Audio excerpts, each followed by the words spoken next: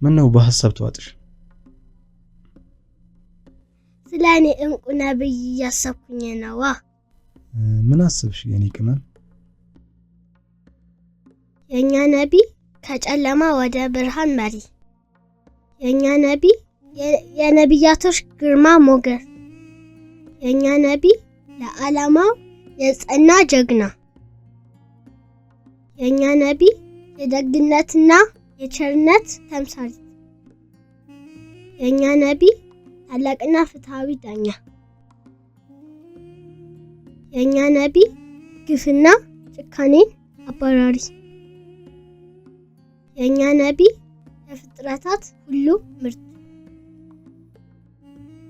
የኛ ነብይ የሙሉ ስብዕና ምንጭ፣ የሙእሚኖች ጋሻ፣ የፍቅር ተምሳሌታችን።